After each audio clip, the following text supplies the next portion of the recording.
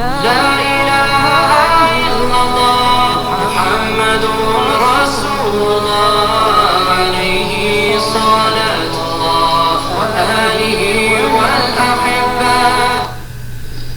Assalamualaikum warahmatullahi wabarakatuh. Bismillahirrahmanirrahim. Alhamdulillahi rabbil alamin. Wassalatu wassalamu ala asrafil anbiya'i wal mursalin wa ala alihi wa ashabihi ajma'in, amma ba'du. Alhamdulillahi rabbil alamin. Bapak ibu guru semua, pada kesempatan kali ini kita masih diberi kesempatan oleh Allah Subhanahu wa taala kesehatan untuk belajar bersama, sehingga kita dapat belajar bersama membahas soal-soal agama. Bagi Bapak Ibu guru yang baru menemukan channel SAI Edukasi, mohon segera untuk mensubscribe dan mengaktifkan notifikasi loncengnya supaya mendapatkan soal-soal terupdate dari channel ini.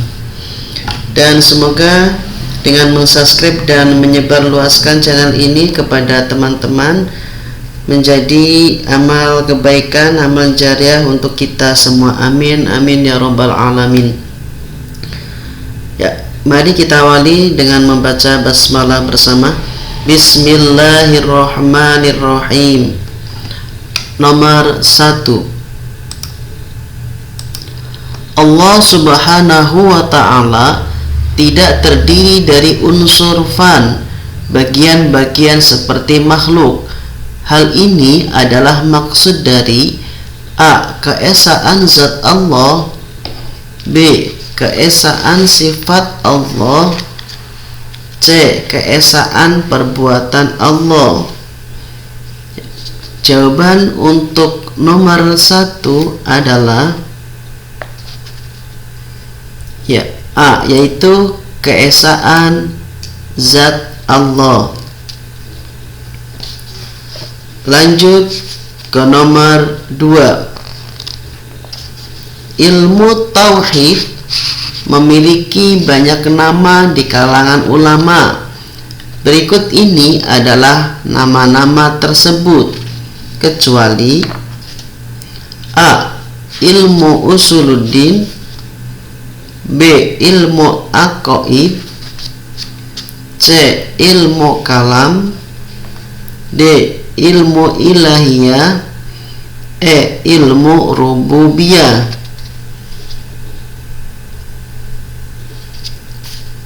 Jawaban untuk nomor 2 adalah E, yaitu kecuali ilmu rububiyah. Lanjut ke nomor 3.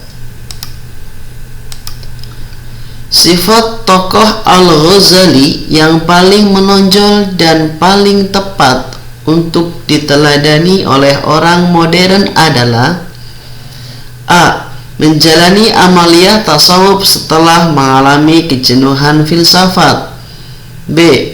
Suka berpikir logis dan empiris untuk mencapai kebenaran, C. Keinginan yang kuat untuk memperoleh kebenaran hakiki, D. Selalu menjaga idealisme dengan berbagai cara berpikir, E. Zuhud dan waro dalam menjalankan ajaran Islam. Jawaban yang tepat untuk nomor 3 adalah D, yaitu selalu menjaga idealisme dengan berbagai cara berpikir. Lanjut ke nomor 4. Pada awalnya Syekh Abdul Qadir Jailani berguru kepada seorang ahli sufi yang bernama A. Abdul Hamid, B. Hamad, C. Hamid, D. Ahmad Hamid. Jawaban untuk nomor 4 adalah B, yaitu Hamad. Lanjut ke nomor 5. Tarekat Qadariyah mempunyai ajaran-ajaran yang berupa wirid-wirid dan zikir-zikir. Zikirnya dinamakan A. Zikir sihir, B. Zikir nafi isbat, C. Zikir khair, D. Zikir tauhid. Jawaban untuk nomor 5 adalah zikir nafi isbat. Lanjut ke nomor 6. Maksud khalawat pada golongan tarekat yaitu belajar A. Menyendiri, B. Menetapkan hati, C. Mensucikan jiwa, D. Menenangkan pikiran. Jawaban yang tepat untuk nomor 6 adalah menetapkan hati. Lanjut ke nomor 7. Hidup saling memberi rasa aman sehingga tercipta suasana nyaman dan menghindari perilaku yang membuat orang lain terusik ketenangannya. Merupakan penghayatan makna Asmaul Husna, A. Al-Wakil, B. Al-Matin, C. Al-Mu'min, D. Al-Zami, E. An-Nafi. Jawaban untuk nomor 7 adalah C, yaitu Al-Mu'min. Lanjut ke nomor 8. Yang bukan kitab induk hadis adalah A. Sahih Bukhari, B. Sahih Muslim, C. Sanad Abi Dawud, D. Sunan An-Nasai, E. Bulughul Maram. Ya, untuk jawaban nomor 8 yang tidak termasuk adalah Bulughul Maram. Lanjut ke nomor 9. Innamal a'malu binniyat. Mohon maaf Bapak Ibu guru, tulisannya tidak begitu jelas. Ini hadis innamal a'malu binniyat termasuk hadis A. Mutawatir lafzi, B. Mutawatir ma'nawi, C. Hadis masyhur, D. Hadis hasan, E. Hadis marfu. Jawaban untuk nomor 9 adalah B, yaitu mutawatir ma'nawi. Lanjut ke nomor 10. Hadis yang bersambung sanadnya yang diriwayatkan oleh orang yang tidak mempunyai derajat terpercaya yang sempurna. Pengertian di atas adalah pengertian hadis sahih, hasan, dhaif, masyhur, mutawatir. Jawaban untuk nomor 10 adalah pengertian tersebut termasuk hadis hasan, yaitu B jawabannya. Lanjut ke nomor 11. Yang bukan termasuk dari jenis hadis dhaif adalah sad, maqtu, mu'allaq, mubham, mumayyiz. Jawaban untuk nomor 11 adalah E, yaitu mumayyiz. Kita lanjut ke nomor 12. Berikut ini yang bukan ciri-ciri ayat makkiyah. A. Setiap surah yang di dalamnya mengandung sajadah. B. Setiap surah yang mengandung lafal kalla. C. Ajakan kepada tauhid dan beribadah hanya kepada Allah. D. Suku kata pendek-pendek disertai kata-kata yang mengesankan sekali. E. Setiap surah yang berisi kewajiban atau had. Jawaban untuk nomor 12 adalah jawabannya setiap surah yang berisi kewajiban atau had. Lanjut ke nomor 13. Yang bukan termasuk hikmah turunnya Al-Quran secara bertahap adalah A. Menguatkan dan meneguhkan hati Rasulullah, B. Tantangan dan mukjizat, C. Mempermudah hafalan dan pemahaman, D. Membuat Rasulullah tidak bingung, E. Kesesuaian dengan peristiwa-peristiwa dalam penetapan hukum. Jawaban untuk nomor 13 adalah D. Membuat Rasulullah tidak bingung. Lanjut ke nomor 14. Akhlak adalah suatu keadaan yang melekat pada jiwa manusia, melahirkan perbuatan-perbuatan mudah tanpa melalui proses berpikir, pertimbangan atau penelitian. Berikut ini adalah metode peningkatan akhlak kecuali: A. Perumpamaan, B. Keteladanan, C. Pembelajaran, D. Latihan dan pengamalan, E. Mau'izah dan hikmah. Jawaban untuk nomor 14 adalah kecuali pembelajaran. Lanjut ke nomor 15. Selalu meneladani Rasulullah, memilih teman yang berakhlak karimah, menghindari makan makanan haram. Perilaku tersebut adalah contoh akhlak terpuji yang termasuk kategori A. Ifah, B. Saja'ah, C. Hikmah, D. Adalah, E. Tawadu. Jawaban yang tepat untuk nomor 15 adalah Ifah. Lanjut ke nomor 16.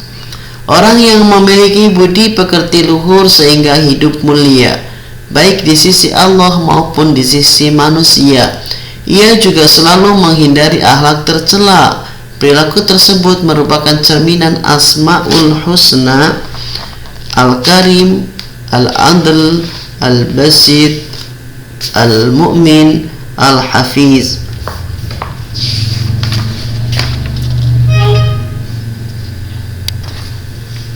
Ya, jawaban untuk nomor 16 adalah Al-Karim. Lanjut ke nomor 17. Orang yang menerangkan sanad suatu hadis disebut isnad, musnad, musnid, masnud, asari. Jawaban untuk nomor 17 adalah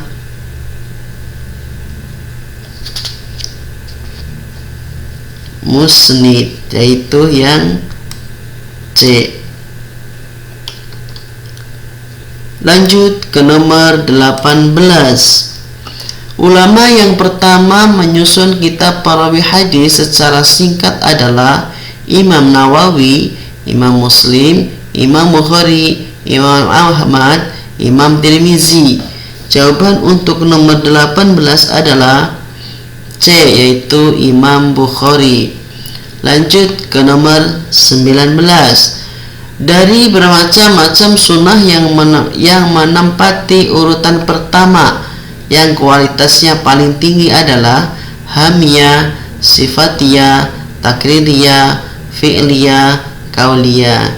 Jawaban untuk nomor 19 yang paling kuat adalah kauliyah. Lanjut ke nomor 20. Suatu perbuatan yang dikehendaki Nabi Muhammad SAW tetapi belum sempat dikerjakan disebut sunnah, hamiyah, sifatiyah, takririyah, kauliyah. Jawaban untuk nomor 20 disebut dengan sunnah hamiyah. Lanjut ke nomor 21. Dalam filsafat Islam dikenal beberapa macam epistemologi. Jika cara bernalar yang lebih menekankan pada koresponden, hubungan akal dan alam, koherensi, keteraturan berpikir logis, dan pragmatis, maka cara bernalar di atas disebut dengan epistemologi bayani, epistemologi irfani, epistemologi burhani, epistemologi qur'ani, epistemologi huduri. Jawaban yang tepat untuk nomor 21 adalah C, yaitu epistemologi burhani. Kita lanjut ke nomor 22. Pembukuan hadis pertama kali dilakukan pada masa Khalifah Muawiyah bin Abi Sufyan, Umar bin Abdul Aziz, Harun ar-Rasyid, Al-Ma'mun, Abu Bakar As-Siddiq. Jawaban yang tepat untuk pertanyaan nomor 22 adalah Umar bin Abdul Aziz. Nomor 23. Kitab hadis Al-Muwatta adalah karangan Imam Malik, Imam Syafi'i, Imam Abu Hanifah, Imam Bukhari, Imam Muslim. Ya, Al-Muwatta itu adalah karangan Imam Malik. Kita lanjut ke nomor 24. Yang membedakan antara hadis sahih dan hasan adalah dari segi bersambungnya sanad, zabitnya perawi, tidak ada sad, tidak ada ilat. Jawaban yang tepat untuk nomor 24 adalah zabitnya perawi, ya. Jadi jawabannya adalah B. Lanjut ke nomor 25. Seorang perawi membolehkan muridnya untuk menuliskan suatu ilmu dari gurunya, merupakan tahammul hadis dengan metode ar-ra'du, as-sama, al-ijazah, al-muhtabah. Jawaban yang tepat untuk nomor 25 adalah al-ijazah. Lanjut ke nomor 26. Allah Subhanahu wa taala menegaskan akan senantiasa menjaga atau memelihara kesucian, kemurnian, dan keotentikan kitab suci Al-Quran. Hal ini dijelaskan dalam surat Al-Hijr ayat 9, Al-Anbiya ayat 12, Al-Muhammad ayat 5, Al-Furqan ayat 10. Ya, surat yang menerangkan tentang Allah akan menjaga kemurnian Al-Quran, kesucian Al-Quran, yaitu terdapat dalam Al-Hijr ayat 9. Jawabannya A. Lanjut ke nomor 27. Berdasarkan surat Al-Baqarah ayat 2, Al-Quran berfungsi sebagai pembeda, penyelamat, petunjuk, pelajaran, peringatan. Jawaban yang tepat untuk nomor 27 adalah petunjuk. Kita lanjut ke nomor 28. Salatlah kamu sebagaimana kamu melihat aku mengerjakan salat. Berdasarkan jenisnya, hadis tersebut di atas merupakan hadis qauli, takriri, qudsi, fi'li. Ya, hadis tersebut tergolong dengan hadis fi'li, ya. Lanjut ke nomor 29. Pengumpulan hadis di Kufah yaitu Ibnu Jurayj, Ibnu Ishaq, Sufyan As-Tsauri, Al-Auza'i. Ya, jawaban untuk nomor 29 adalah Sufyan As-Tsauri. Lanjut ke nomor 30. Menurut Imam Az-Zarkashi dan As-Suyuti dalam kitabnya Al-Ittiqan menyebutkan bahwa Al-Quran memiliki titik-titik nama. Ya, jawaban untuk nomor 30 memiliki 55 nama. Lanjut ke nomor 31. Tokoh ilmuwan Islam yang melepaskan belenggu taklid dan menganjurkan kebebasan berfikir, mengulas pemikiran Aristoteles dengan cara memikat minat semua orang yang berpikir bebas, hingga sangat besar pengaruhnya di Eropa. Siapakah beliau? Imam Ghazali, Ibnu Rus, Al-Kindi, Al-Halaz, Ibnu Sina. Ya, jawaban untuk nomor 31 adalah Ibnu Rus. Lanjut ke nomor 32. Perang Uhud terjadi di kaki gunung Uhud yang terletak di sebelah titik-titik kota Madia, selatan, tenggara, utara, barat, timur. Ya, jawaban untuk nomor 32 adalah utara kota Madinah. Lanjut ke nomor 33. Ajaran dari salah satu tokoh Wali Songo yang terkenal adalah falsafah Molimo. Ya, siapakah tokoh yang dimaksud? Maulana Malik Ibrahim atau Sunan Gresik, Raden Rahmat atau Sunan Ampel, Raden Paku atau Sunan Giri, Magdum Ibrahim atau Sunan Bonang, Raden Qasim atau Sunan Derajat. Jawaban untuk nomor 33 adalah Raden Rahmat atau Sunan Ampel. Lanjut ke nomor 34. Salah satu guru Sunan Kudus adalah orang ulama dari negeri Cina yang datang ke Pulau Jawa bersama Laksamana Jenderal Cheng Hu. Siapakah beliau? A. Kiai Talingsing. B. Raden Ja'far Shadiq. C. Raden Umar Said. D. Sunan Kawis Guna. E. Arya Teja. Jawaban untuk nomor 34 adalah Kiai Talingsing. Lanjut ke nomor 35. Tokoh Wali Songo yang menciptakan karya sastra suluk, di mana karya tersebut sekarang masih tersimpan di para pustakawan Universitas Leiden Belanda. Siapakah beliau?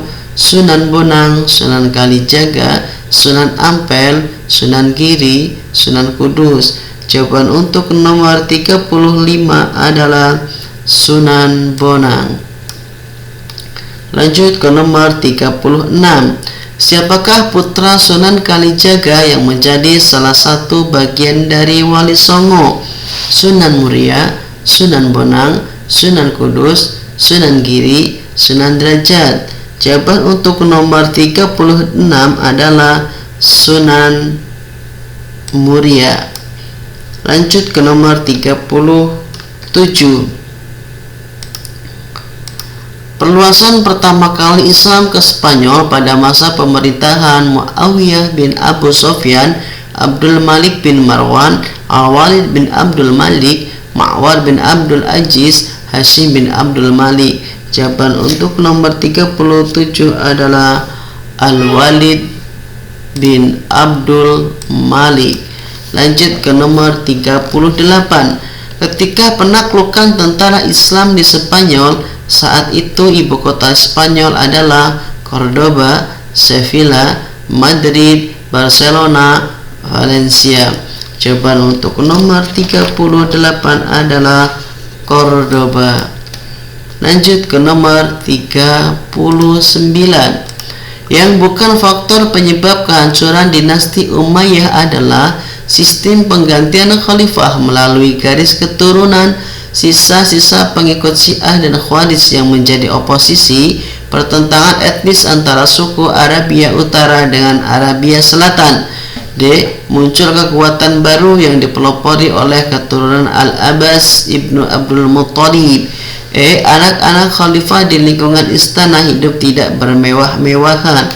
Jawaban yang tepat untuk nomor 39 adalah jawabannya adalah E. Bukan berarti kecuali.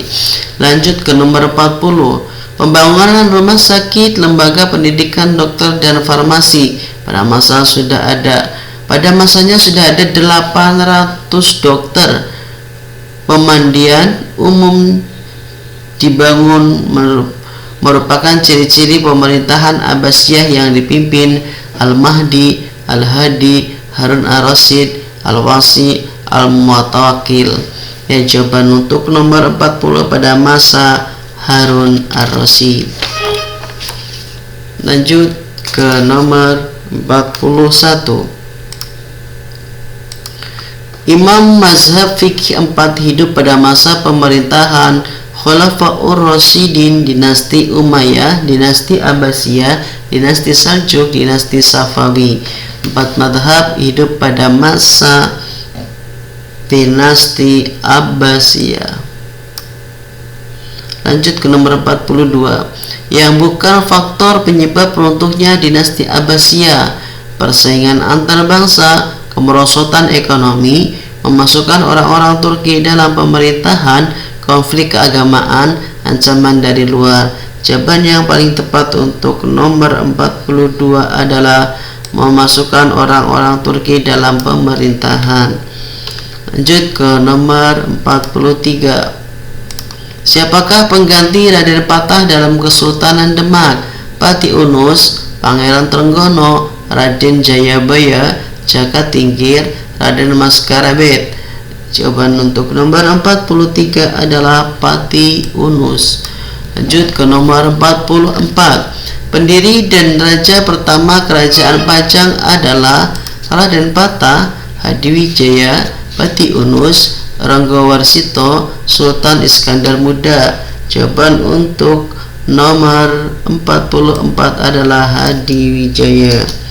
Lanjut ke nomor 45. Tahun 1527 untuk menyebarkan Islam di Jawa Barat, langkah Sunan Gunung Jati adalah menduduki pelabuhan Sunda, Tanjung Intan, Gilimanuk, Tanjung Priuk, Kepulauan Seribu. Jawaban untuk nomor 45 adalah pelabuhan Sunda. Lanjut ke nomor 46. Nabi Muhammad menikah dengan Siti Khadijah berumur 25 tahun dengan memberikan mahar berupa 10 unta, 20 unta, 15 unta, 25 unta. Jawaban yang tepat untuk nomor 46 adalah 20 unta. Lanjut ke nomor 47. Mukhalafatul hawadisi merupakan sifat wajib bagi Allah yang termasuk sifat salbiyah yang mempunyai arti Allah berbeda dengan makhluk-makhluknya. Allah maha berkehendak, Allah maha esa, Allah maha pengampun. Mukhalafatul hawadisi, Allah berbeda dengan makhluknya.